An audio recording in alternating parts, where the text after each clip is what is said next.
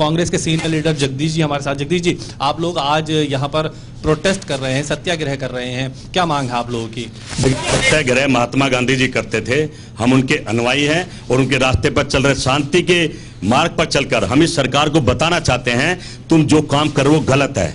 नौजवान के साथ अग्निपथ लाकर मजाक मत करो।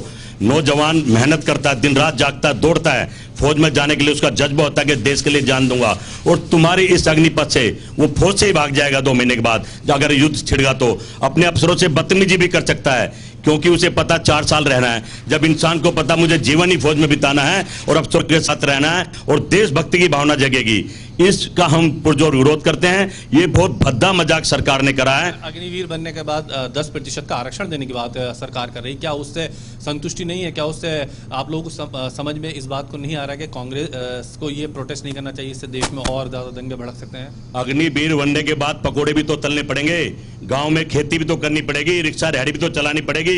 पर जब फौजी फौज में चला जाता है, किसी काम का नहीं रहता, उसको सिर्फ एक ही टारगेट दिखता, दुश्मनों से लड़ना।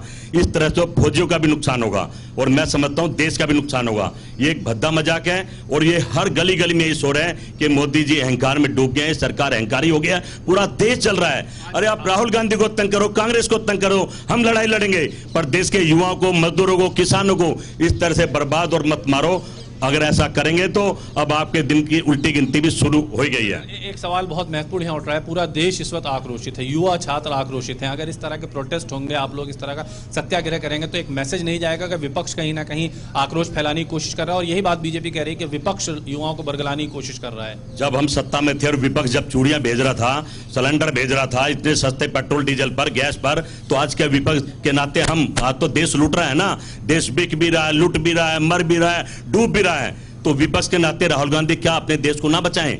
विपक्ष का काम ही है कि सत्ता पक्ष के लोगों को जगाना और बताना कि तुम गलत हो और गलत करो। ये अनुभवहीन लोग हैं सरकार में जो आ गए, इनका कोई अनुभव नहीं है। सुई से लेकर जहाज तक कांग्रेस ने बनाया, जो इनके आज काम आ रहा है बेचने के, और हम ये बेचने नहीं देंगे। चाहे जेल में डाल दो, जान से मार दो, फांसी पे चढ़ा दो, हम लोग डरने वाले नहीं है। अपने देश के लोग साथ करें। CNRC के कानून में इस तरह के उपद्रव देखे, हमने इस तरह के प्रदर्शन देखे, क्या इस तरह का प्रदर्शन देश का एक ट्रेंड नहीं बनता जा रहा और इसके लिए कहीं विपक्ष जिम्मेदार तो नहीं है? भाई प्रदर्शन कब होते हैं? जब अत्याचार होते हैं तो प्रदर्शन होते हैं। सरकार नौकरी देती, सरकार महंगाई कम करती, सरकार रोजगार देती, सरकार किसान की डबल आय करती, व्यापार अच्छा चलता, तो हम मूर्ख थे प्रदर्शन करते।